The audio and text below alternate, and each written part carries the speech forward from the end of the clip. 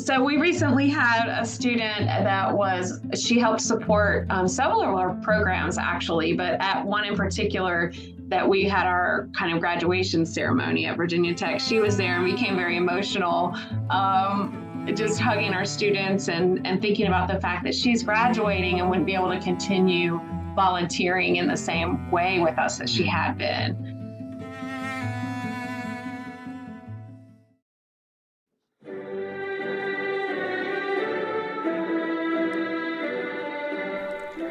And greetings, everyone, and welcome to Buzz for Good, where we talk all things nonprofit, the people they serve, and the good they do. And as you can tell from the pomp and circumstance playing in the background, it is graduation season for college students throughout the country.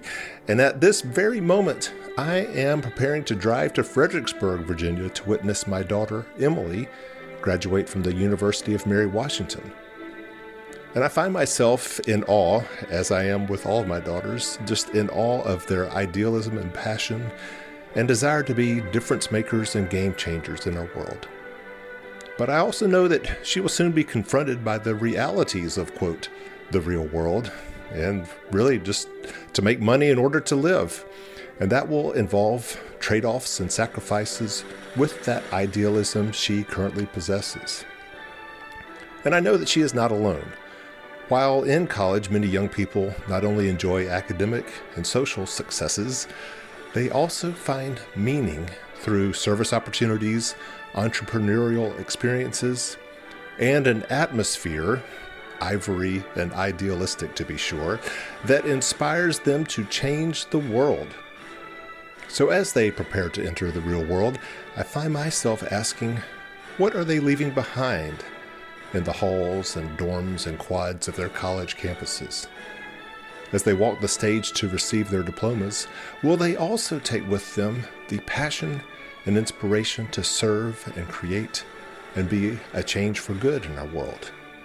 And so on today's Buzz for Good, I will be talking with both nonprofit leader Ginny Ayers, who has worked with college students who served at her Literacy Volunteers of the New River Valley, and entrepreneurial guru Mike Abbott to learn the advice that they would give college graduates on keeping the flames of idealism alive. But before we get to these conversations, I am Michael Hemphill, creator and host of this radio show, as well as the TV show Buzz, that airs every Wednesday night, 7 p.m. on Blue Ridge PBS, as well as on our YouTube channel at Buzz for Good, where we feature the great work that nonprofits do, and we provide them with pro bono marketing resources through members of the American Advertising Federation of Roanoke, resources that allow them to attract more donors, volunteers, and clients to their cause. In short, resources that help them achieve more buzz. You can find out more about us at our website, buzzforgood.com. That's buzz, B-U-Z-Z, 4 good.com, as well as our social media channels, Facebook, Instagram, LinkedIn, and YouTube, all at Buzz for Good. We have produced 31 TV shows to date, featuring 50 or so nonprofit organizations from throughout Virginia. And our most recent episode dropped just this week, starring Literacy Volunteers of the New River Valley. And we want to once again thank our good friends at WordSprint in Blacksburg for coming onto the show and donating their marketing talent and expertise helping literacy volunteers. We also thank 100 plus women who care of the New River Valley for providing the sponsorship support needed to fund our production costs. And if you believe in the work that we are doing and would like to support it, please go to our website, buzzforgood.com, and under sponsorship and support, you too can contribute and be a Buzz for Good for Buzz. I want to thank our sponsors as well as Roanoke Cultural Endowment, which is working to provide a long-term funding solution for arts and cultural organizations in Roanoke, roanokeculturalendowment.org, as well as Freedom First, where people bank for good, freedomfirst.com, and Partners in Financial Planning, a Southwest Virginia-based financial management firm, partnersinfinancialplanning.com. And now, in honor of all you who are preparing to graduate college, as well as the parents and family members who helped you get through college, I hope that you will listen to my conversation with entrepreneur Mike Abbott and nonprofit leader Ginny Ayers about how to continue being a force for good as you start the next chapter of your lives.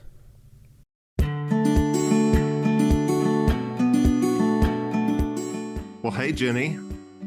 Hi, Michael. It's good to talk to you again. It's been a busy week, or a buzzy week, as I like to say. Yeah. So earlier this week, we aired our newest Buzz TV show featuring literacy volunteers of the New River Valley. We had a lovely watch party in Blacksburg on Wednesday night. You had great attendance there. And it was an amazing journey, and I appreciate you allowing us to follow you guys along for a couple months and capture all the incredible work that literacy volunteers of the New River Valley does.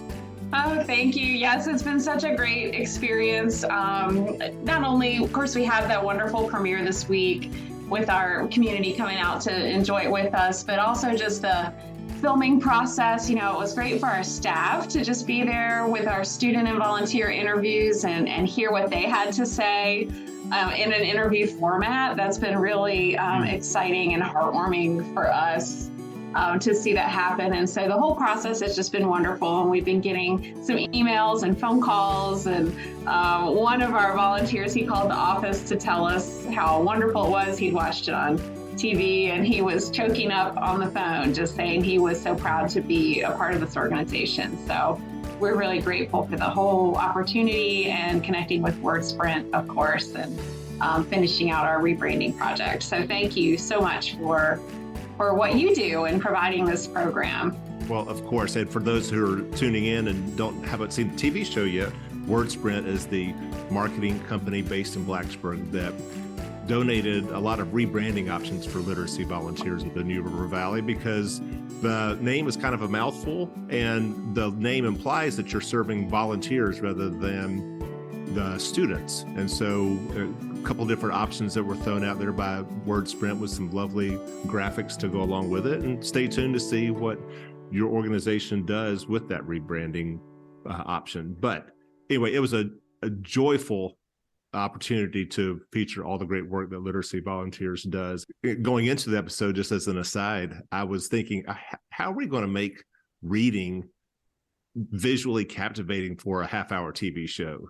But man, the stories that you guys or that your students have are just, I don't think there was a dry eye in the place when we showed the episode in Blacksburg this week. It's emotional. And for those of you who want to find out more and see it, you can go to our YouTube channel at Buzz for Good and watch. It was lovely. Or it's also on our website, buzzforgood.com.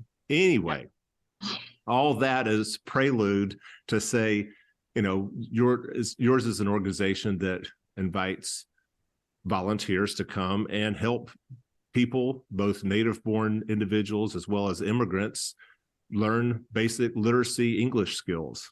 And I was struck while we were producing the episode that several of your volunteers are Virginia Tech students, college students. And I'm just, wondering kind of how that came to be.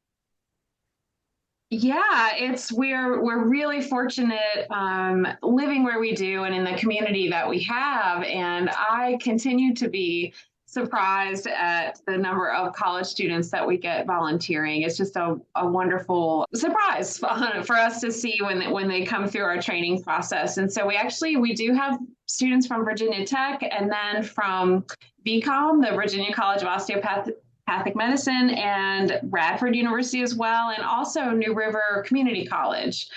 There are students who actually need volunteer hours for the ACE scholarship program at New River. And so we have put our name out there as an opportunity for them as well. And so it is in our one-to-one tutoring, which is our core program, we ask volunteers to sign up to commit for a year because they're being placed, one-to-one with an adult in our community. And so that is not always an appropriate well, I shouldn't say not appropriate. It's not something that college students are available for. Their life is so semester-based and working around the summer and their travel. But we do have classes, 7 to 10-week classes that happen in the spring and the fall. And so those have been a perfect opportunity for students to sign up with us and come to these classes and act as classroom assistants where an instructor leads the class, but the college students sit and work individually with the students through their lessons. And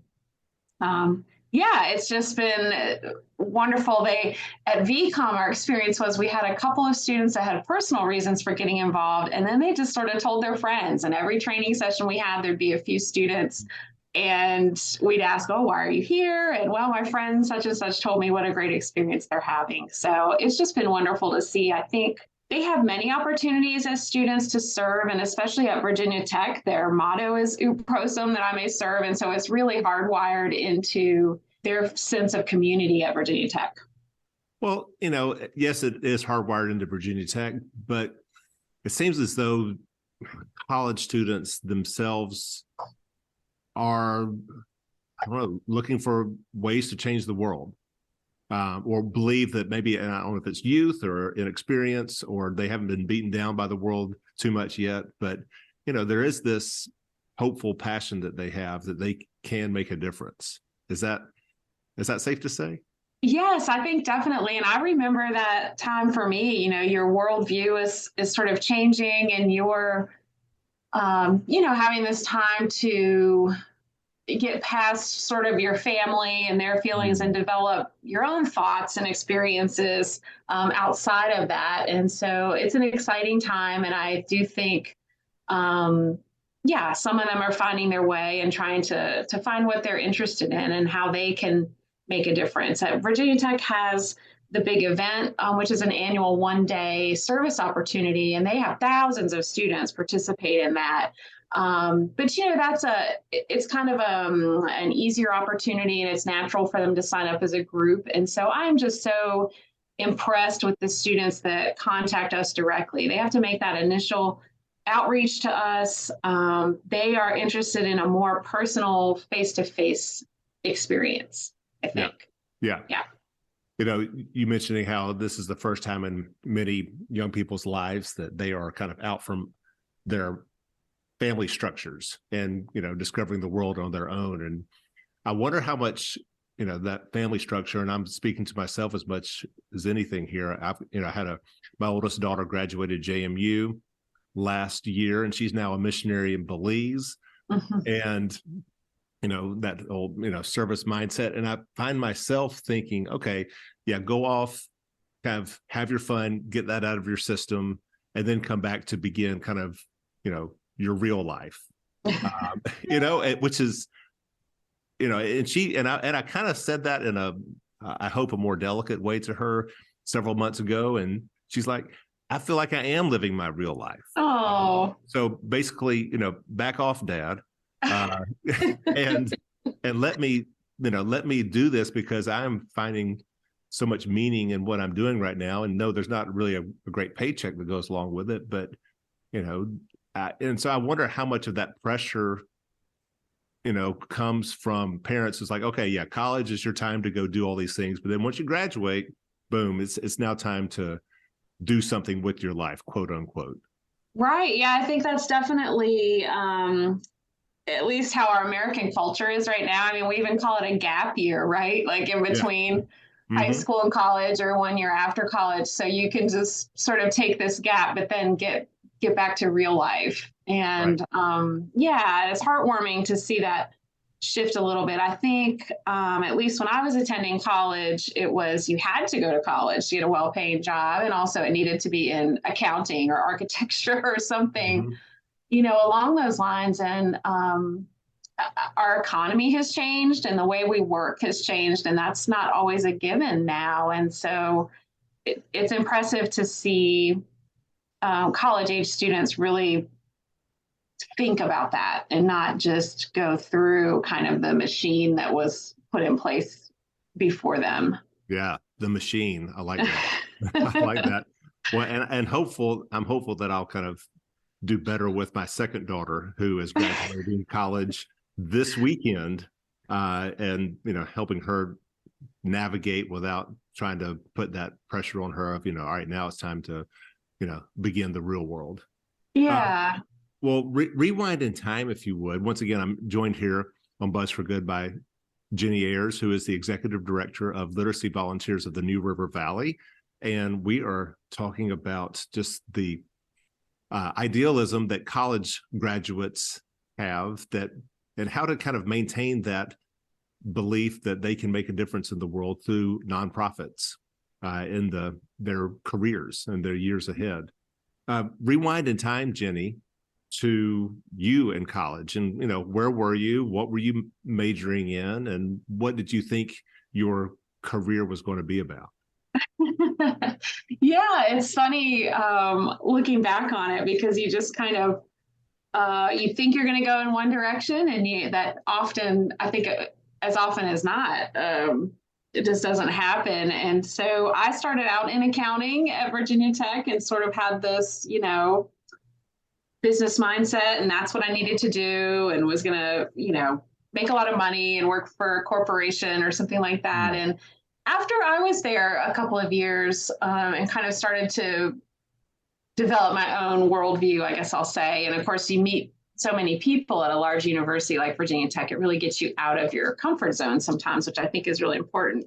And so I changed my major to psychology just because I did have that sort of sense of idealism, and that I wanted to help people and help others through the community. My family had been through a lot of things through the years, and were resilient, and felt like I had something to share with others. Now, once I finished my bachelor's degree program, I did not have the funds to be able to continue going to school at that time. And so it was really hard to find a job. And I actually ended up finding a position in manufacturing accidentally, and worked there in the quality certification program.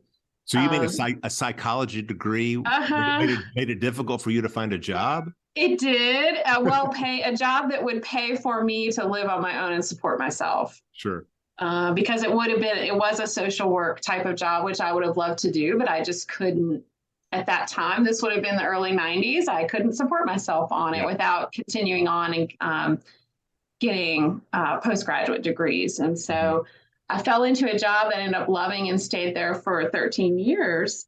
And then when it was time, they closed down, went out of business, and time to do something different. And I went back to Virginia Tech, and again, just sort of by accident, got a position in alumni relations, working with alumni volunteers across the country, Hokies, and absolutely loved it. And so I got my master's degree while I was there, and in instructional technology, so in the College of Education, and just then spent the next 14 years or so managing volunteers, volunteer training, volunteer support, fundraising, that kind of thing.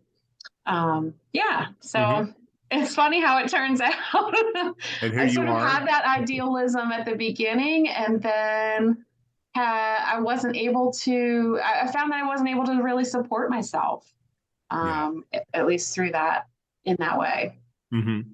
Well, and I also wonder, with the cost of higher education these days and the loans that so many students have to take out just to pay for it, they need some lucrative position coming out of college just to kind of get back to square one. Yes, that's right. So they do still have that same pressure on them. And so I'm always, especially the VCOM students, they're in medical school, for heaven's sake. They've got so much work that they're involved with in school, and things that they do as part of that. And so to also seek out these opportunities to show up face-to-face with adults in a community that they didn't even grow up in, I think it's amazing. Mm-hmm. How many college grads end up continuing to volunteer with literacy volunteers? That's a really good question, because it's hard to know. At least the college students, a lot of them aren't from our area and don't stay here. Sure. And so they're moving on somewhere else. So we recently had a student she helped support several of our programs, actually, but at one in particular that we had our kind of graduation ceremony at Virginia Tech. She was there and became very emotional, just hugging our students and thinking about the fact that she's graduating and wouldn't be able to continue volunteering in the same way with us that she had been. Yeah, but we were able to remind her that there are community-based literacy organizations across the country. And so we actually were able to connect her with the Northern Virginia organization where she's headed. And she was happy to be able to continue that work. But it was wonderful to see how much it had affected her personally. Well, I wonder if we should be grateful for the fact that, we do have college students who are full of this idealism and passion to change the world, and that they are willing to serve. Should we be grateful for that, or should we lament the fact that, once they graduate, some of that gets lost just through life and whatnot? Yeah, I think both.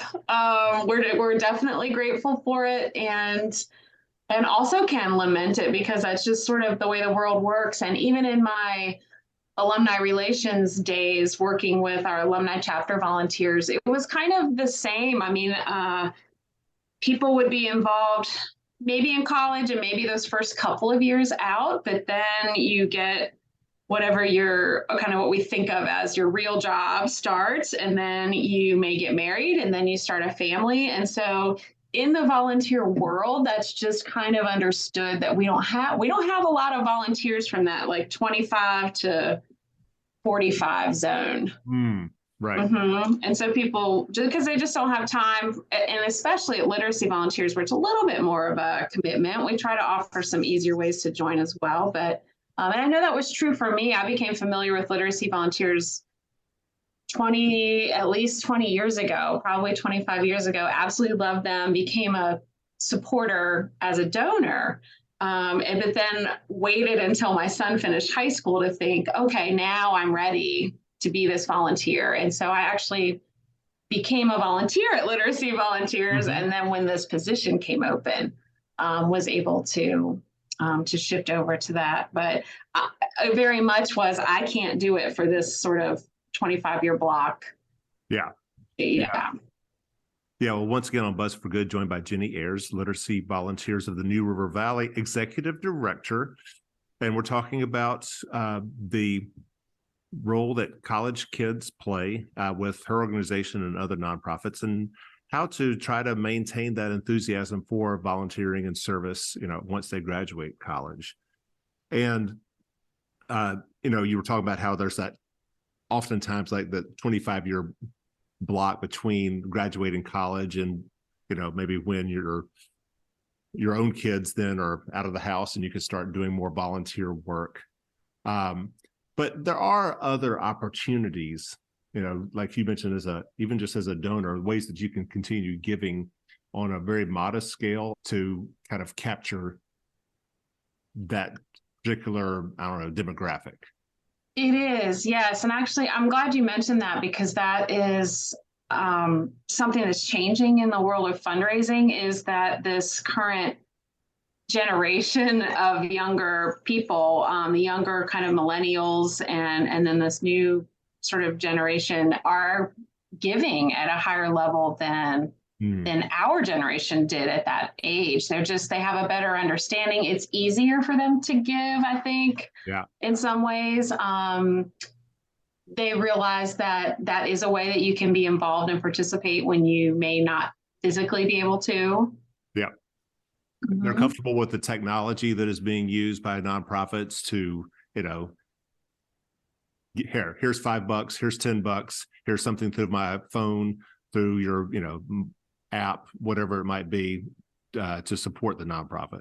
Yes, I think they've really embraced that sort of crowdfunding thought that $5 really does make a difference. Whereas I think some people think, oh, I can't give because I don't have $1,000 sitting around. Right. Or, the even older generation that only gives by check. Yes. Yeah, it's easy when you can give by Venmo and your friend just Venmoed you $15 for dinner last night. You're like, hey, I can give that back to somebody else. That's right. I love it. So there still is that opportunity. I'm glad you mentioned that it's not just volunteering, but philanthropy and all, because we often are critical of, quote, kids these days because they don't give back. But really, if you look at the numbers, they are. They do. Mm-hmm. And you talk about there's that 25-year window between college and, when you have time again to kind of do some volunteer. But it also seems to be the case with nonprofit leadership as well, that like you, like me, like so many others who I know who are nonprofit leaders, that they started their career having to focus more on the money and maybe less about the passion that they have for, the work that they're doing. Yeah, absolutely. And it's really challenging because it's hard, donors and grantors, that those funds are intended, they really want it to go to the programs and ultimately to the clients. And so it ends up making it hard to justify an executive director, for example, whose job is it's administrative and not usually program based. And so it's challenging, and I'm in a very fortunate position where I was able to decide to take this position thanks to my spouse, who is also employed and has the benefits that we need. We don't have health insurance at Literacy Volunteers and several other kind of benefits. We have many other benefits as far as it being just an amazing place to work and that kind of thing. But yeah, it would be harder for a young person supporting a family or just starting out to do that. Yeah. Well, so what advice would you have if you were the one who was giving the graduation address, for Virginia Tech or Radford University, in the weeks ahead? And, we always talk about college, students, going out to change the world, whatever that might mean. What would be your words of wisdom to such a student? I think I would say be excited and be creative and be flexible. There's no one right thing. In the example of our student that felt emotional about leaving, it doesn't mean it's the end of something. We're always there for you when you're ready to return to that opportunity. But I think also you don't have to pick that one thing. Try them all. I volunteer for other things outside of work and give to many organizations. And so just continue to be curious and excited about all the good work that is going on in the world. And I just think the more that you are connected to an organization or a purpose that you're passionate about, the more it lets you balance out everything else that is happening in the world that might be scary. And terrible. Right. Yeah. And it gives you a feeling of control and something that you can do to act against it. Because it's not just, what you're doing for the world, but it's also kind of what you're doing for yourself. Yes, exactly. And the interior change and perspective that you have when you, engage with a cause outside yourself, I think is just as transformative, if not more so. Yeah, I agree. Well, I don't know what we solved there, Ginny, but I appreciate your, other than we need to have a country where we don't have to worry about the salaries that we make, but the good that we do. That's right. Yep, I agree. And until we get there, well, we'll just keep having conversations like these and keep supporting the great work that nonprofit organizations do, such as Literacy Volunteers of the New River Valley. And one more time, Ginny Ayers, Executive Director, thanks so much for coming on to Buzz for Good. And go watch our episode that just dropped on our YouTube channel at Buzz for Good on Literacy Volunteers. It's an amazing organization. Ginny, thanks so much. Thank you so much, Michael. And thank you for all the work that you do to highlight this important work that's going on in our community. Well, my pleasure. Talk to you soon. Okay, thank you. That was my conversation with Ginny Ayers, Executive Director of Literacy Volunteers of the New River Valley, which we featured on our most recent Buzz TV show. It's now available through our website, buzzforgood.com. That's buzz, B-U-Z-Z, 4 good.com. As well as you can access us through our social media channels, Facebook, Instagram, LinkedIn, and YouTube, all at Buzz for Good.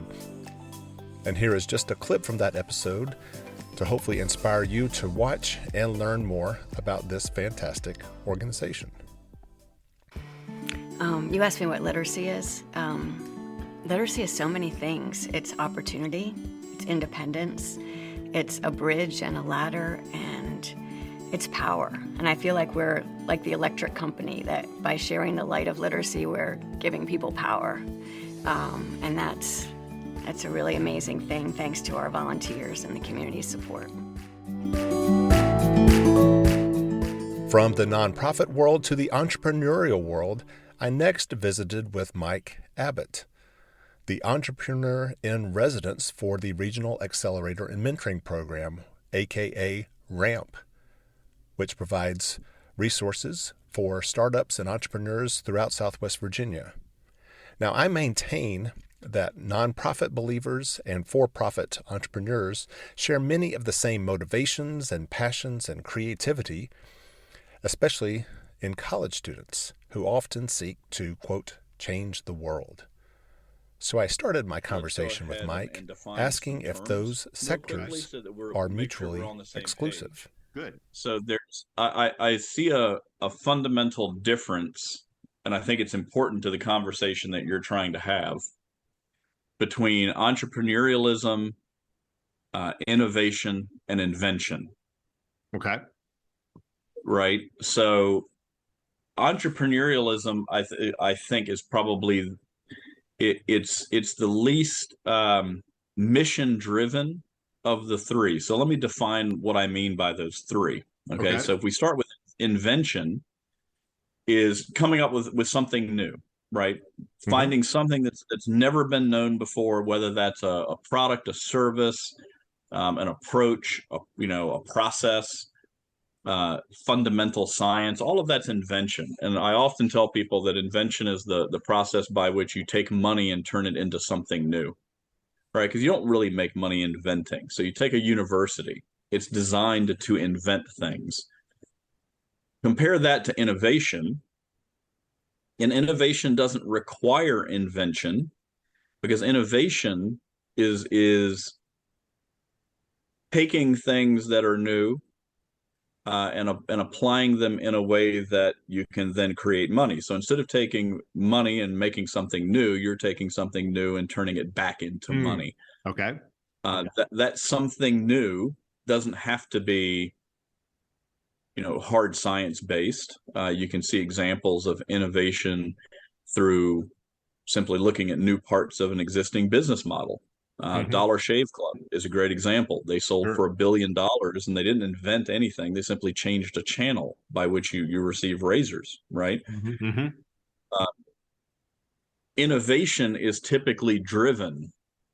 If you look at people that are working on innovation, it's typically driven by people identifying what they believe are fundamental flaws in the existing system, right? I don't like how things are going. I think current solutions are underserving the people that they should be serving.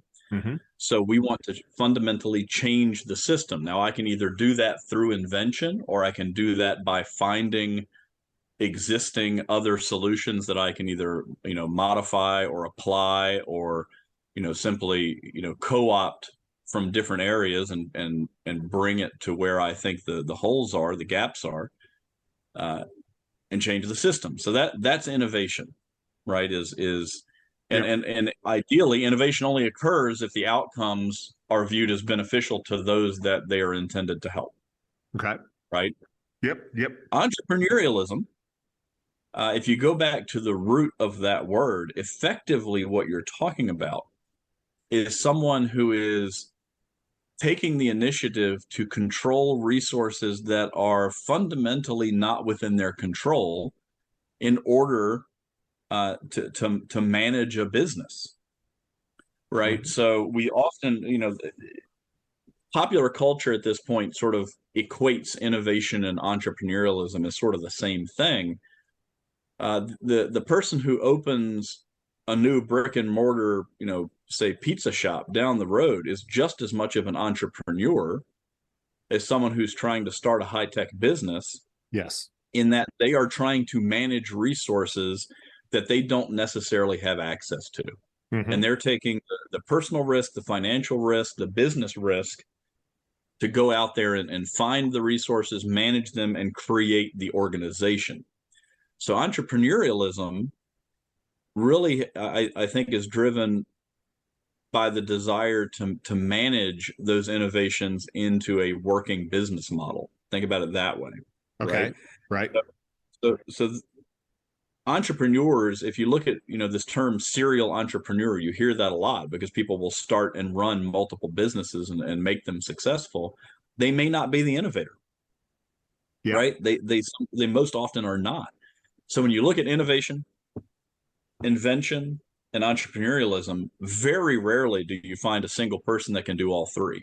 Mm-hmm. Sometimes you find people who can do two of the three, but very rarely can they do all three. So when you ask about college students, or I guess the question is entrepreneurialism and that desire for service that may be more aligned with the nonprofit sector. Are they right? So nonprofit, are they fundamentally the same thing? And the answer is absolutely. They're not mutually exclusive.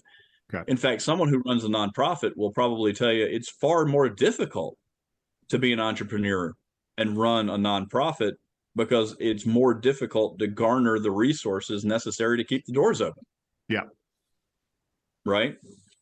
So in a way, they have to be even more entrepreneurial than someone who has a product that they know has monetary value on the market. Mm-hmm. So, right. Yeah. So kind of going back to my, I guess, thesis, if you will, that the energies, the passions, the inspiration, the desire, for for this space that we're talking about, I would say sometimes is at a peak when you are in college. I would agree. Okay. Sure. I'm glad. I do agree with that. We may disagree on why that's true, but I absolutely agree that that's true. Yeah. All right. Well, tell me why you think that's true. Well, so I don't want to sound like a cynic, mm-hmm. right? Because I think that the unbridled enthusiasm that we see at the college level is something that unfortunately we lose as we get older. Yeah. But I think the reason we lose that enthusiasm is the same reason why it's at a peak in college, which is you simply don't have exposure to a fundamental reality of the world that until you come to terms with, it's really difficult to manage your own expectations as an entrepreneur or as a social entrepreneur, wherever you happen to be working. Yeah. And I see this in established people that are working in established companies as part of their career, in particular, like you mentioned, the nonprofit world, as well as, for example, the medical space. And the reality they have that they don't necessarily want to admit is that first and foremost, there's no such thing as a perfect solution to anything. Mm-hmm. Right? We're always going to be making a sacrifice in order to realize the benefit of any particular solution. Once we accept that as being true, and I think there's ample evidence to demonstrate that that's true, simply from the fact that there are multiple options, multiple solutions for just about every problem on the planet. Mm-hmm. So once you come to the realization that there's no such thing as a perfect solution, you start to realize what most people build this enthusiasm around. We're going to fix all of the problems in a particular space, right? That's what that unbridled enthusiasm is. We're going to change the world. We're going to do it better than it's ever been done before. Yep. And we won't have the problems that we see now. And what you realize, the more and more you try to do that, is that every time you push the waterbed down on one side, it pops up on the other, right? It's the classic engineering control problem, where if we put more control authority onto the pieces of the puzzle that we think are being done poorly, we by definition will be sacrificing something somewhere else in the system. Yeah. Okay. And we don't spend as much time asking the question, if we fix this perceived problem, what are the potential negative outcomes of us, quote, fixing it? Mm-hmm. Mm-hmm. And when you go through that, and most people go through that exercise through experience, right? We impose new solutions and we find out, well, we've created other problems we didn't anticipate. And that You experience do that enough oftentimes isn't learned or offered up in college. Well, you just haven't had the time to get it. Yeah. Right. So from an experiential perspective, you've realistically, very few people have that ability to have that experience before they go to college. Yeah. So you're talking about a 4-year period of your life in which you have to experience the fact that when you impose new solutions, you're also asking for new sacrifices. Mm-hmm. Mm-hmm. Right. You're presenting, instead of presenting a solution to all the problems, you're presenting a new trade space. What you're really asking is, if I provide you with these benefits you don't have today, are you willing to sacrifice some things that you're not sacrificing today? Mm-hmm. Right. Everything has pros and cons. Yep. So in 4 years of your life, it's very difficult to do that enough times to realize that that's a pattern and that's reality. Mm-hmm. Right. Mm-hmm. Now, pedagogically, you could ask the question of, do we do a good job of teaching that reality to people that are going through college? And I think the answer is we don't. We don't really do a good job of teaching that reality, even in the real, I say the real world, right? But the corporate world. A lot of what I do professionally is trying to get people to understand that that's the reality of introducing new products and services. Yeah. So I don't think it's a failure of the system. I think it's, eventually everybody's got to touch the stove.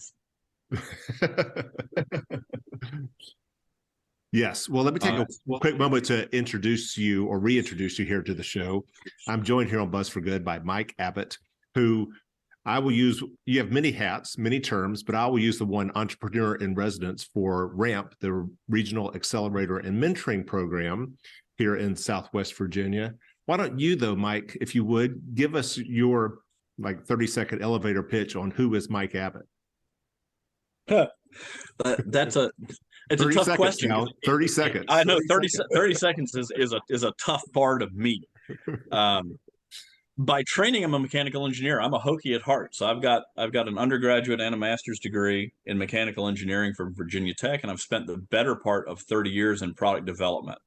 So engineering product development. I've worked in almost every industry you can imagine, because I've worked largely as a gun for hire in the product development world.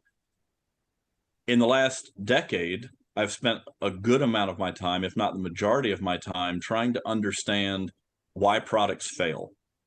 Why do seemingly good products from an engineering and technical perspective fail in the commercial market?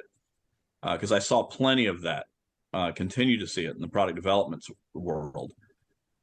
And at this point, I spent most of my time now working with everything from startups, which I enjoy, but I spend most of my time with large established companies, Fortune 500, Fortune 100, helping them understand how to implement innovation as a business process, which is something a lot of people don't understand is even possible, right? It's typically a, go buy yourself a nice black turtleneck sweater and some funny looking glasses and you're an innovator.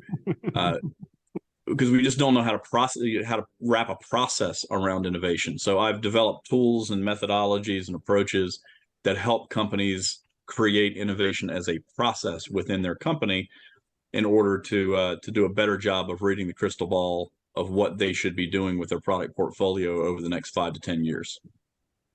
Gotcha. So that's and I'm an investor, and I've started multiple businesses, and sit on advisory boards, and I get involved wherever I can. So that slightly exceeded our 30 seconds, but I'll give you some. I know it did. I know it did. Hey, well, rewind if you could, way back to when you were in college at Virginia Tech, and what was your journey in terms of entrepreneurism and volunteerism, and what was your mindset coming out of that as you were graduating and preparing to start, quote, the real world? That's a fantastic question, because I think when you reflect on your own experience, it gives you a much better understanding of how to how to answer these questions through the correct lens, right? Mm-hmm. Because you only have 4 years of that lens versus 30 of the experience, right? Yeah. So you mentioned, from a service perspective, I've always been around service from a community perspective. I was very heavily involved in the Boy Scouts as a kid, an Eagle Scout. So I understood very early on what it meant to provide service back to the community and spend that kind of time. My parents were very influential in making that happen, as well as my older brother, who I viewed as very much as almost an idol until I until I beat him in the SAT, and then I decided he wasn't as much of an idol. He was now a competitor. But he's sort of what got me into the process of giving back to the community, because I saw him doing it at an early age. So I've carried that throughout my life. In fact, I know, Michael, I'm still very involved in the Boy Scouts. I think it's a very fantastic way to get youth involved in understanding the value of community service. Yep. And giving back and solving problems that aren't necessarily, monetarily valuable, but certainly valuable to our communities. Yeah. So that's the service part. Now, obviously, in college as an undergraduate engineer, not a lot of time to engage in that. And unfortunately, way back in the Stone Age there, we didn't have programs that, for example, Virginia Tech runs now, like the big event. They weren't pushing that community engagement as much as they are now, unfortunately. So I think they've evolved and become very better at that, to give those opportunities to college students. And I encourage any college student to find some way to be giving back to your community while you're in school. Yeah. But the reality is, it's not a lot of time, especially in my case. I was also running track. I was a collegiate pole vaulter. I was also in the Marching Virginians, so I just didn't have time, right? And as a result, in addition to community service, there wasn't a lot of entrepreneurial discussion, right? That really wasn't part of the narrative when we were going through school back in the 90s. The idea was you're going to get an engineering degree, you were going to go work for a big company as an engineer, and you were going to climb the ladder to corporate management, and that was just sort of the path. Yeah. Right. So my first job was actually with the U.S. Navy. So, as a civil servant. So pick the largest company you could possibly work for. Right. And I realized quickly, and I didn't necessarily know how to interpret it, but I learned very quickly that size of organization didn't fit my mentality very well. Mm-hmm. I just didn't like the bureaucracy that comes with a very large organization. So that's part of what motivated me to go back to graduate school. Mm-hmm. But I can't imagine any college student, or too many college students, graduating thinking, oh, I want to go work for a really big bureaucratic corporation or organization where I could be just a cog in a much bigger machine. I would think. Well, I think in retrospect, that's an easy thing to say. But when you're coming out of college, what lured me?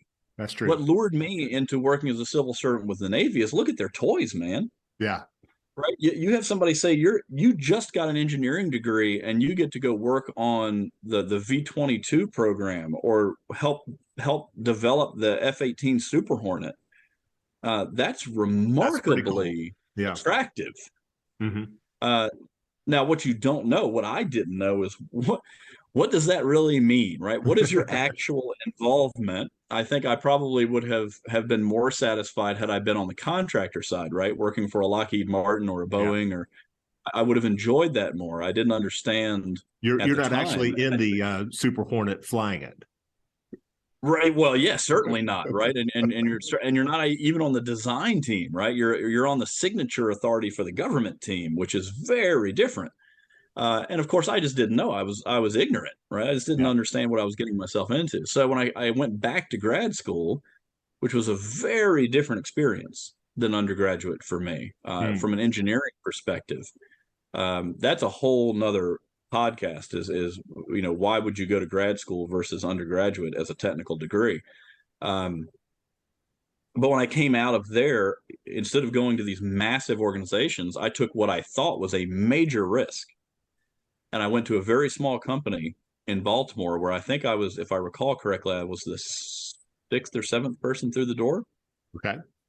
Very small organization, engineering services. And I was even, telling my fiance at the time, now my wife, I don't know how long this is going to last, right? I don't know if I'm going to survive this. It seems extremely risky. It's because it looked nothing like any of my adult mentors or role models had ever done. Mm-hmm. It was the closest thing to entrepreneurialism I had seen to that point. It turned out to be the best decision I ever made. And I realized small business is where I wanted to be. All right, being able to help direct where the business was going, direct how you grow the business. We grew from 7 to, by the time I left, was close to 30 employees, doing very different things. We changed the fundamental direction of the company. Fantastic experience, and that's what sort of turned me on to that's where I want to be. Right, I want to be in small business. I want to be around people that are doing new things, trying new things, starting businesses, etc. Came back to Blacksburg to what in effect was a startup company. Right, all the technology was in the lab, and stuck with that until we exited. Took it through manufacturing, exited, sold the company, and then from that point on, since I was in Blacksburg, yet another podcast. Right, what happens when you exit your company in the New River Valley? Where do you go? Right. Yeah. Whole nother subject we could talk about. And I decided I'm either going to have to move or I'm going to have to do something on my own, and start my own companies. And I chose the latter, and I've gotten lucky. I've gotten very lucky to be surrounded by a lot of very smart, very capable people that helped me along the way. And, the rest is history. And here I am. And here you are once again here on Buzz for Good, Mike Abbott, who is entrepreneur in residence with RAMP, the Regional Accelerator Mentoring Program, an entrepreneur in his own right, an investor in various startup companies, international instructor. I like to use the term coach. We certainly do instruct, but most of my time is spent coaching teams on how to evaluate innovation opportunity. So, Mike, as we're nearing the end of our time together, if you were delivering a commencement address to a college, a university, your alma mater, perhaps even Virginia Tech, what advice would you be giving that graduating class? That is a fantastic question. I think first and foremost, I think I would have to obviously approach it from this innovation entrepreneurial perspective, because that's where my passion is. I think the approach, I think the message I would want to provide would be that regardless of what they believe, everyone sitting in the audience right now is already an entrepreneur and a business owner. And that business is yourself, right? You are your own product. I like it. And you need to be thinking of yourself as a product. Mm-hmm. So what that means is it's multiple consequences, right? One is you always have to be improving products, right? You can't put something on the market and then expect it to be successful for forever. You have to look at continuous improvement. So continue to learn, right? College was a place to learn how to learn. Most of the people in the audience will be in a job that's not related to their major within 5 years. Mm-hmm.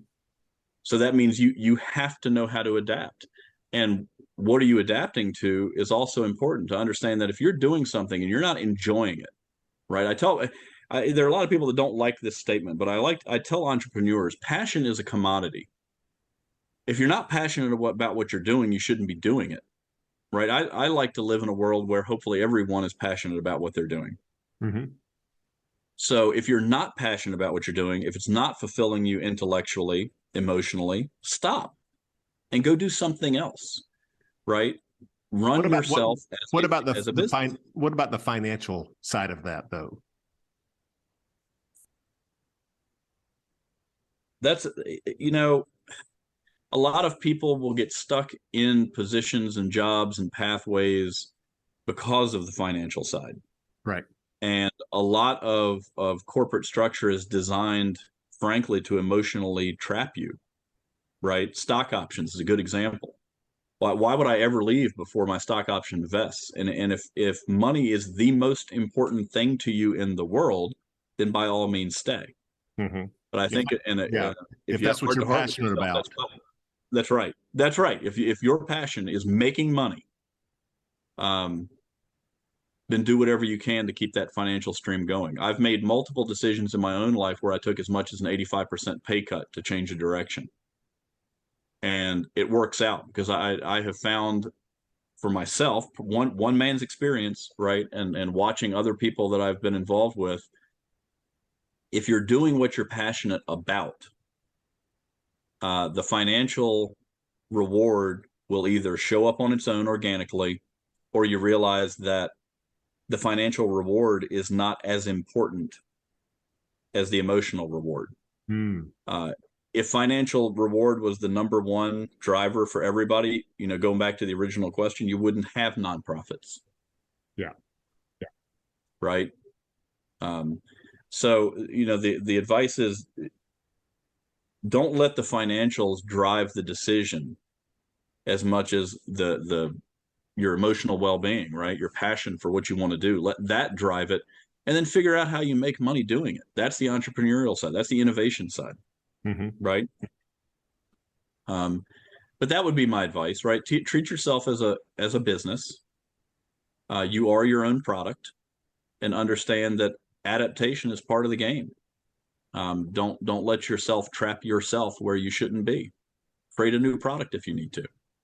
But the other very important part, and if you look at failure mechanisms in the nonprofit world, which is a really good place to mine data on this subject, what you find is that a lot of failures occur because we spend too much time being enthralled with our own perception of what the solution should be. And we don't spend enough time to understand and be passionate about the people that we're trying to help. Yeah. And the first thing you do if you're passionate about the people you're trying to help is you listen to them. Right. Mm-hmm. And you're not only listening to the need, but you're also listening to the context in which they're trying to meet that need.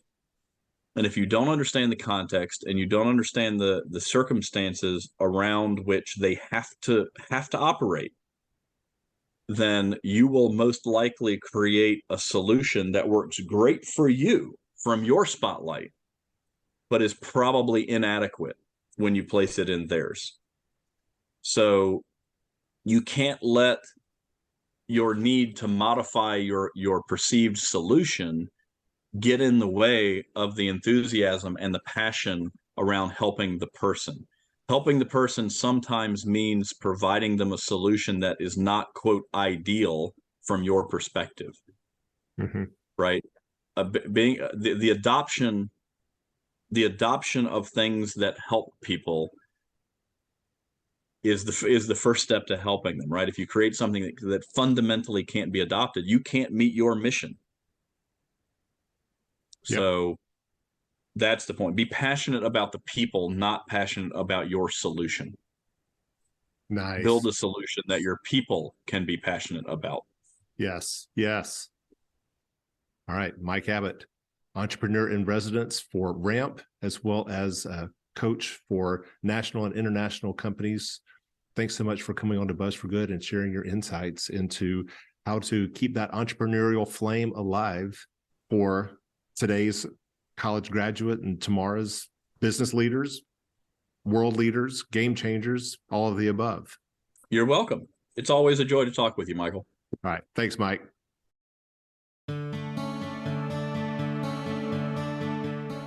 Many thanks again to Mike Abbott and Ginny Ayers for coming on today's Buzz for Good and sharing their perspectives.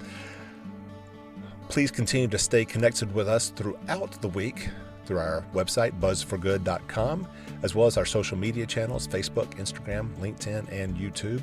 I want to congratulate all of you college graduates one more time as you prepare to walk the stage and receive your diplomas in the days and weeks ahead. Continue being a force for good in your community, wherever you land. And thank you again for listening. We'll see you next week.